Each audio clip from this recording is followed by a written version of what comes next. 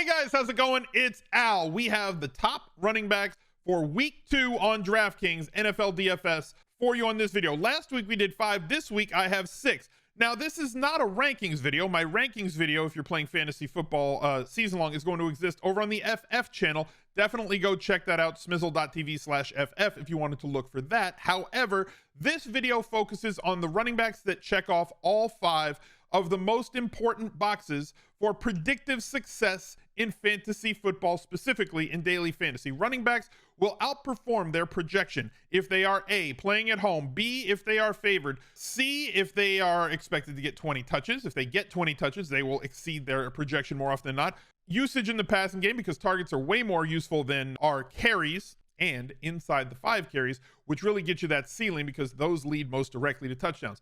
Every one of the running backs on this video that we're going to talk about today check off all 5 of those boxes. Just because a running back doesn't check off all those boxes, like somebody who won't be in this video this week is Joe Mixon for the Bengals, not playing at home, so he only checks off like 4 of the boxes. He's a perfectly fine running back, and you can play him if you want this week, but we center this one around the guys that check off all 5, and sometimes that leads us to some players that are going to be underplayed in tournaments for this week. So I hope you enjoyed the video, and let's go! He's a legend. The Smiz Gang Listener League is up again for week 2, and since you guys filled it in week 1, they left it at 4,000 entries for week 2. We are at 620 after the first day of 4,000. It's a $10 entry fee, 3 max, and there's $40,000 in prizes that are going to get paid out. If we fill this, there will be $40,000 in entry fees. There's absolutely no rake. This is the single best tournament on DraftKings. Low entry fees, great payout arc, no rake. You need to get in there. Smizzle.tv/links will give you the link to the Listener League as well as everything else that I do. Best buys, the fantasy football channel I talked about in the intro. All of my social media channels are right there in the links. Go to that link tree and find your way to the Listener League. The link is under the sauce. It's right down below in the pinned comment. It's also down below in the description. You can expand that and find your link to it there, or you can just type it in smizzle.tv/links. That's smizzle.tv/links. Saquon Barkley is going to lead us off on the 5-box running back checklist for the week. If you've watched my off-season work that I did, you know that I was overweight on Saquon Barkley basically all off-season in my best ball drafts and season-long drafts. He was one guy that I was targeting when his ADP was down around 25 to 30. It's nice to be right. It flew all the way up to like 12 by the end of draft month. And when I say it's nice to be right, it's nice to be right early in the year where you don't have to sweat it. You get a little bit of relief. Saquon Barkley in week 1, 18 carries, 164 yards, a long of 68. Even if you take that away, he averaged over 5 yards a carry. 7 targets, caught 6 of them, almost 200 yards from scrimmage and a touchdown.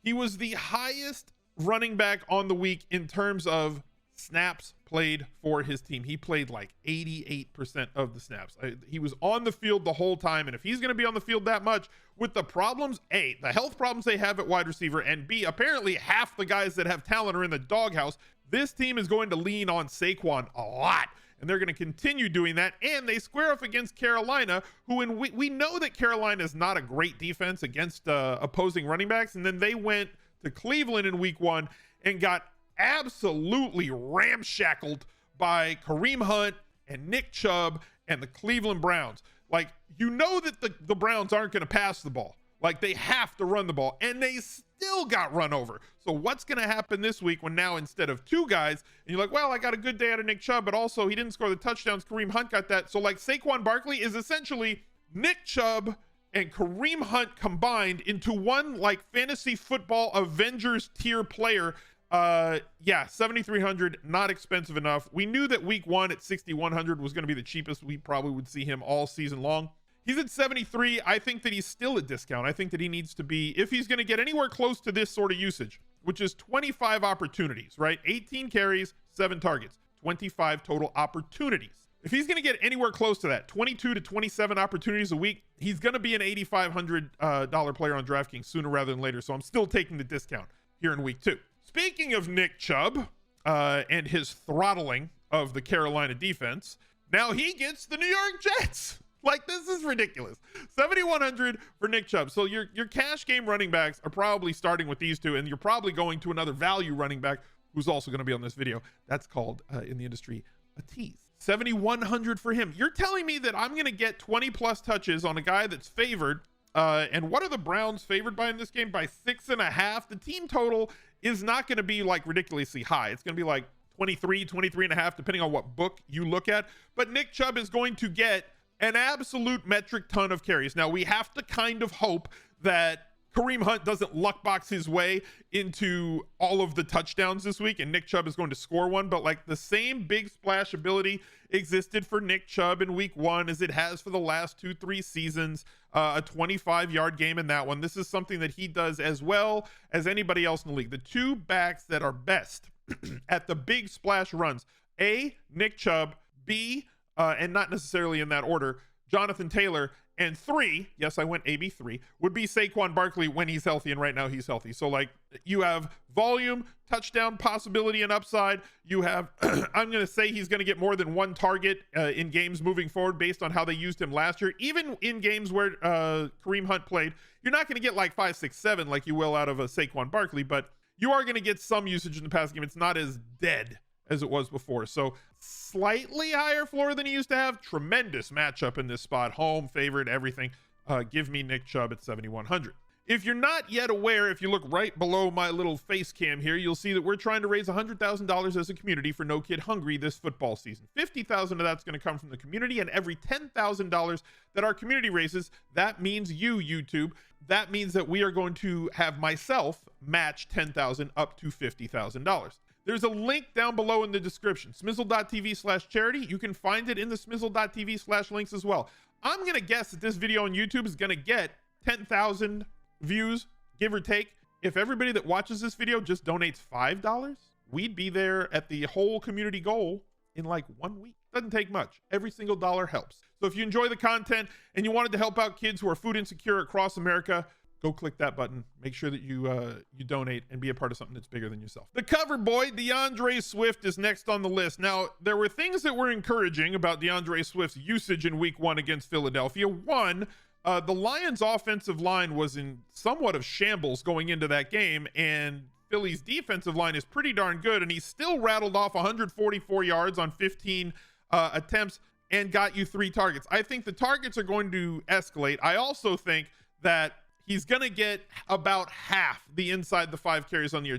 Jamal Williams is going to be a thorn in our side every time that we play DeAndre Swift, because the madman that Dan Campbell is probably going to throw Jamal Williams out there in short yardage like half the time, and it's going to be a problem. Swift is still getting enough inside the 5 carries projectably that he still belongs on this 5-box running back list, is going to be used in the passing game, and all the hype that we saw through training camp on HBO on Hard Knocks kind of came to fruition. They believe that he is going to be a monster. You could take that 50-yard run away. He still had 14 carries for 94 yards. That's a ridiculous yards per carry average. He was ripping off yards in chunks the entire game. And I believe that he is going to be a 20-touch-a-game guy, especially in games where they could be playing from ahead. And this game has against Washington, one of the higher totals on the day at 48.5, with the Lions being 2.5-point favorites. So if they play from ahead, that skews more to a game script that's going to be ball control, run the football, bite kneecaps and ankles like Dan Campbell wants to do, which makes DeAndre Swift an extremely palatable play. I can't even speak this week in week 2. If you're still watching the video right now, I appreciate you guys hanging out. So if you would boop the snoot on the like button, I would greatly appreciate that. Make sure that you subscribe to the channel. Subscriptions definitely matter. And if you ring that notifications bell, that would be greatly appreciated, because I'm going to come out with like 8 videos a week here on the main channel, and having you know when those videos come out, which is pretty much every day of the week, 7 days a week, I would love for you to stop by and let me know that you watch it. So if you're still here, click those couple of things. I'd greatly appreciate it. Moving on to Javante Williams at 6,500. Now, this one is, you could say this one's questionable. I get that. But I'm going off of a couple of things. One, Nathaniel Hackett was ridiculously outclassed as a coach in the second half of this game. That goes without saying, and it's not like a be-all, end-all, but it needed to be said. I said it needed to be said. What was encouraging was the first half of this game, Javante Williams outsnapped Melvin Gordon like 3.5 to 1. It was all Javante Williams, and he looked damn good on every one of those carries. He got like 1 or 2 carries in the second half. He was ripping off yards in chunks. He was breaking tackles. He looked extremely spry. And then the second half, Hackett just peed himself. Whatever. What's really encouraging was this: the 11 catches on 12 targets. Now, I knew that he was going to be involved in the passing game, but like, this is not going to be an every week thing. I would assume that he is going to be projected to get between 4 and 7 targets every week. And based on the efficiency with which he ran, aside from that fumble inside from the shotgun inside the 5, again, another what the hell are you doing moment, not for Javante, but from a play calling point of view, they got to get Javante Williams up to like 15 carries a game based on how good and how efficient he looked when doing it. 2, they also have to get him like 5 to 7 targets a game. That's those 20 plus opportunities that we want. We've saw him get inside the 5 carries for this team. 6,500 feels too cheap, especially against Houston in a game where they're favored by 10. And if they are going to split these running backs, and it is 55-45 Javante or 60-40 Javante versus MG3, if they play from ahead, as far ahead against Houston as they seem to project to on the Vegas line right now, being 10-point favorites with a total of 43.5, which gives them like a team total of 26-27, they could get like 40 touches between them. So like, both running backs could theoretically be viable in this situation. So definitely check that out. If you wanted to know how everything I did in week 1 played out, go check out the Al Smizzle Fantasy Football channel. The recap video is going to live there this season. All the videos are on that channel. See, there's the week 1 recap video. It's all right there. You can see everything that I did and how it panned out. I tell you what I was right about in week 1, what I was wrong about in week 1. It will be there every single Monday, like before noon Pacific time. The recap video will be on the Smizzle Football channel. That's available in links, or you can go to smizzle.tv/FF. Our next running back on the list is going to be Darrell Henderson Jr. As long as Cam Akers is in the McVay doghouse, Henderson is going to get the lion's share of the touches. Now you can say, well, Al, he didn't get 20 touches in week 1. Yeah, they were getting manhandled by the Buffalo Bills 31-10 at the time. So sure, the Rams aren't going to lean on the running backs in that type of a game script. In this game script, it does look to be different. Rams have the highest team total on the week. They also have they're 10-point favorites in this game. Now, historically, the Rams don't throw the ball a lot to their running backs, but I feel like they have to this year because their offensive line is less great than it was the last couple of years. With Whitworth retiring and losing their center, everything else that they've lost off that offensive line, they're going to have to relieve pressure by calling some screen plays to Henderson Jr. I would expect 3 to 5 targets out of him in this spot, 15 to 18 carries. And we also know how frustratingly much the Rams want to run the ball on 1st and 2nd down, specifically when they get inside the 10-yard line. So all of those red zone touches, and more specifically inside the 5 touches that are going to be going to Henderson, with Kyren Williams now out and Cam Akers, the not favored guy, like in the least bit, Henderson Jr. at 5,700 looks like one of the best values on the slate. And the final running back, unfortunately, Eli got hurt. Elijah Mitchell never lies, but he did hurt his knee, and he's going to be out a month plus, maybe 2 months, which means a next man up situation for San Francisco.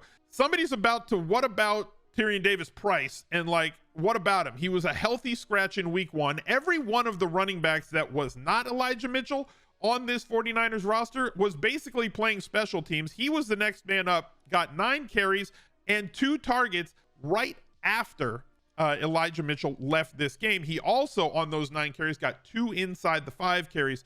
Wilson projects to be an 18 to 25 touch guy against Seattle here, and they're going to run the hell out of the football. Seattle looked good at home against the Broncos in a game in week 1 where they had, bulletin boarded that one as soon as the schedules came out after they traded Russ. But 9-point favorites at home against the Seahawks, coming off of a loss. There's a lot looking the 49ers way as they regroup and circle the wagons and are going to look to establish themselves with the 2 things that this team does better than the majority of teams in the NFL. 1, playing defense, and 2, running the hell out of the football. And Jeff Wilson Jr. is the lead guy as far as that's concerned for San Francisco right now. So thank you guys for watching. Look out for another video right there. He's a legend.